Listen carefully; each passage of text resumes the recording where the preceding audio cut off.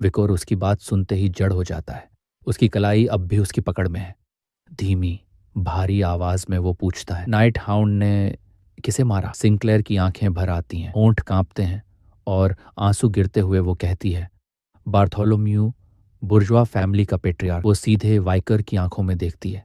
आवाज गले में अटक जाती है, नाइट हाउंड ने मेरे पिता को मारा है। चांदनी में डूबे उस रूफ टॉप पर एक डरावनी खामोशी छा जाती है। विकोर नजरें झुका लेता है। उसका दिमाग तेजी से भागने लगता है। ये उसने कभी सोचा भी नहीं था। जिस फ्रेंडली स्टूडेंट को वो जानता था, वो उसी आदमी की इकलौती बेटी थी जिसे उसने खुद मार दिया था। अब सब कुछ साफ हो रहा था। उसे याद आता है, जब भी फैमिली की बात होती थी, सिंक्लेयर का अजीब सा रुक जाना। वो अपना आइडेंटिटी छुपा रही थी। फिर उसे डामन की बेटी जूलियट याद आती है, वो फैमिलियरिटी, और अब समझ आता है दोनों कजिन थी। और सबसे अहम बात, वॉल्ट में सिंक्लेयर की वो जानलेवा नफरत। वो सिर्फ असैसिनेशन देखने का शौक नहीं था, वो उस आदमी से नफरत थी जिसने उसके पिता को मारा था। वाइकोर सब समझ ही रहा होता है कि सिंक्लेयर अपने आंसू पोंछती है, धीमी आवाज में कहती है, मुझे माफ करना, मैंने तुम्हें धोखा दिया। वो कहती है, उसने खुद से वादा किया था कि ये सीक्रेट किसी को नहीं बताएगी, लेकिन तुमसे अपना दर्द छुपाना बहुत मुश्किल है। फिर वो एक और बम गिराती है। धीरे से कहा, मैं एकेडमी छोड़ रही हूँ। वाइकर कुछ नहीं बोलता, बस सुनता रहता है। स्टंट, सिंक्लेयर बताती है, उसकी पूरी जिंदगी एक ही रास्ते पर टिकी थी, एकेडमी में ग्रेटनेस हासिल करना, टॉप स्टूडेंट बनना, हर कंपटीशन जीतना, स्टूडेंट काउंसिल प्रेसिडेंट बनना। उसने अपनी यूथ सब कुछ इन्हीं सपनों को दे दिया था। लेकिन अब ये सब उसे बिल्कुल बेकार लगते हैं, क्योंकि अब उसे समझ आ गया है जिंदगी में कुछ और है, कुछ ज्यादा कीमती, कुछ ऐसा जिसने उसका पूरा नजरिया बदल दिया। रात की हवा में उसके शब्द तैरते रहते हैं। विकोर खामोश है। फिर सिंक्लेयर की आंखों में एक नया रिजॉल्व चमकता है। वो उसकी तरफ मुड़ती है और उम्मीद भरी आवाज में कहती है, एकेडमी छोड़ने से पहले एक आखिरी चीज है जो मैं करना चाहती हूँ। वो सीधा उसे देखती है, अब मेरी जिंदगी में सबसे ज्यादा कीमती चीज सिर्फ तुम हो। विकोर के लिए जैसे वक्त रुक जाता है। वो नजरें फेर लेता है, उसकी तरफ देख नहीं पाता। धीरे से कहता है, तुम मुझे जितना बड़ा समझती हो, मैं वैसा नहीं हूँ। लेकिन सिंक्लेयर पीछे नहीं हटती। वो पास आती है, काफी पास, फर्म आवाज में कहती है, नहीं, तुम गलत हो। उसके चेहरे पर एक सच्ची साफ मुस्कान आ जाती है। मेरे लिए तुम सबसे ज्यादा इंप्रेसिव हो, सबसे ज्यादा वंडरफुल। वो याद दिलाती है फ्रेशमैन वेलकम पार्टी, जब उसने एक परेशान पिगी की बिना किसी मतलब के मदद की थी, वहीं मैंने तुम्हें नोटिस किया था। फिर वो हंसते हुए याद करती है, जब उसे पता चला कि क्लास में चुपचाप बैठने वाला लड़का वही वाइकोर है, जो हर चैलेंज को कॉन्फिडेंस से हैंडल करता है। वो सीवर वाला इंसिडेंट याद करती है, जब वो बिना सोचे समझे गंदगी में कूद गया था किसी जरूरी चीज के लिए। मैं स्टन्ड रह गई थी। फिर उसकी आवाज भारी हो जाती है, और वो दिन जब उसे बेरहमी से पीटा गया, और फिर भी उसने पलटकर वार नहीं किया, अपने प्रिंसिपल से समझौता नहीं किया। लेकिन सबसे ज्यादा उसे वो पल याद आता है जब उसकी उम्मीद पूरी तरह टूट चुकी थी, और उसी पल उसने नामुमकिन कर दिखाया था, गेट को तोड़ दिया था, और वो रोते हुए उसके सीने से जा लगी थी, क्योंकि तुम वापस आ गए थे। वो पल याद करते ही उसकी आंखें फिर नम हो जाती हैं, फिर उसका चेहरा गंभीर हो जाता है।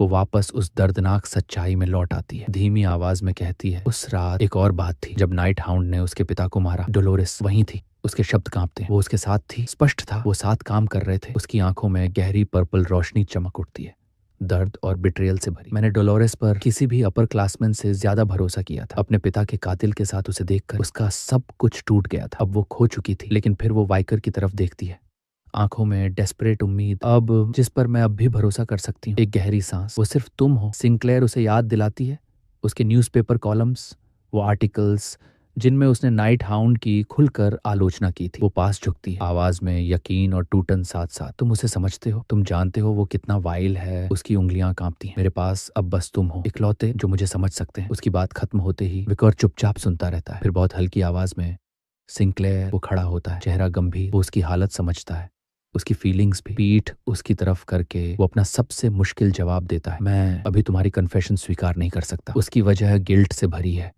उसे पता है दया से किसी के जज्बात स्वीकार करना क्रूल और डिसऑनरेबल होगा, और उससे भी भारी सच्चाई, भले ही जिस आदमी को उसने मारा वो डीमन बीलियल था, लेकिन सच ये है वो नाइट हाउंड ही था, उसके पिता को मारने वाला। ये शब्द सिंक्लेयर पर हथौड़े की तरह गिरते हैं। उसके होंठ कांपने लगते हैं, एक आंसू गाल से फिसल जाता है। धीमी टूटी आवाज में वो पूछती है, तो इसका मतलब अभी नहीं? उसकी आंखों में एक छोटी सी उम्मीद चमकती, अगर वक्त सही हुआ तो क्या तुम? तब विकोर हिचकता है, चेहरा अंदर से लड़ रहा है। उसे पता है उसे उम्मीद खत्म करनी होगी। वो बोलने ही वाला होता है कि तभी सिंक्लेयर आगे बढ़ती है। एक पल में सारा फासला मिट जाता है। वो उसे कसकर पकड़ लेती है, जैसे अगर छोड़ा तो सब टूट जाएगा। कुछ मत कहो। वो उसके कंधे में चेहरा छुपाकर फुसफुसाती, बस इस बार मुझे पकड़ लो। विकर की आंखें फैल जाती हैं। वो हैरान है। वो उसे न तो वापस पकड़ता है न ही दूर करता है, बस खामोशी से खड़ा रहता है। रात की चुप्पी में सिंक्लेयर की सिसकियां घुल जाती हैं। उसे थामे हुए विकर का मन भटक जाता है। उसकी पिछली जिंदगी अब उसे वो एक नाइवे लड़की लगती है, लेकिन उसे याद है भविष्य में एज ऑफ डिस्ट्रक्शन के दौरान बुर्जुआ फैमिली ह्यूमंस के लिए सबसे बड़ा सहारा थी डीमंस के खिलाफ लड़ाई में। और उसे एहसास होता है शायद वो सिंक्लेयर ही थी जो फैमिली की हेड बनकर छुपकर रेजिस्टेंस की मदद कर रही थी। उसके सीने में डीप डिवोशन और दुख एक साथ भर जाता है। ये नाजुक सी लड़की कितना कुछ झेलकर उस अनाम हीरो में बदली होगी जिसे कोई जानता तक नहीं था। गिल्ट और कर्ज का बोझ उसे जकड़ लेता है। उसकी मुट्ठी कस जाती है। उसे पता है उसके अच्छे इरादे भी शायद अभी उसे कोई मदद नहीं दे पा रहे। मुट्ठी ढीली पड़ती है। एक फैसला, अभी वो सिर्फ एक ही चीज कर सकता है, उसके लिए वहां रहना। धीरे से विकोर भी अपनी बाहें उसके चारों ओर लपेट लेता है। दोनों सितारों से भरे आसमान के नीचे खामोशी में खड़े रहते हैं। उसी वक्त कोलोसियो एकेडमी के डायरेक्टर्स ऑफिस में डायरेक्टर विंस्टन रिपोर्ट दे रहा है। Campus grinning project, magical infrastructure upgrades, trees और फ्लावर बेड्स हमने 2 गुने से भी ज्यादा कर दिए हैं। फाइनल एग्जाम्स और पेरेंट टीचर मीटिंग्स के लिए स्टेडियम की मैजिक स्टोन्स नई मॉडल से रिप्लेस कर दी गई हैं। डेप्यूटी हेडमास्टर वेंसी मॉर्ग की भौहें सिकुड़ जाती हैं। नई स्टोन्स की ड्यूरेबिलिटी अभी टेस्टेड नहीं है। विंस्टन मुस्कुराता है गर्मजोशी से। वेंसी, आप हमेशा की तरह स्टूडेंट्स की सेफ्टी को लेकर चिंतित रहते हैं। वेंसी हाथ हिला देता है। मैं बस एक टिमिड आदमी हूँ, अपनी पोजीशन को लेकर फिक्रमंद। विंस्टन हल्की हंसी के साथ सिर हिलाता है। आप जानते हैं, मैं ये नहीं मानता। वो मेज के ऊपर एक छोटा सा ऑर्नेट बॉक्स सरकाता है। वेंसी खोलता है। अंदर एक हरा ब्रेसलेट, बीच में चमकता हुआ पर्पल जेम।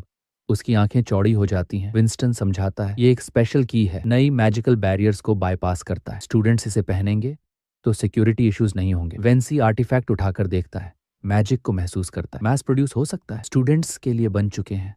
विंस्टन जवाब देता है, रिसोर्सेज मिले तो प्रोफेसर्स के लिए भी। वेंसी सिर हिलाता है। ड्यूरेबिलिटी की चिंता तो रहती है, लेकिन ये मददगार है। वो ब्रेसलेट वापस रख देता है। प्लान एक्सेप्ट हो जाता है। तभी विंस्टन का चेहरा गंभीर हो जाता है। एक और बात है जो ऑफिशियल रिपोर्ट में नहीं है। वो धीरे से कहता है, प्रोफेसर सद्य की डिसमिसल। दोनों के चेहरे एक साथ सख्त हो जाते हैं।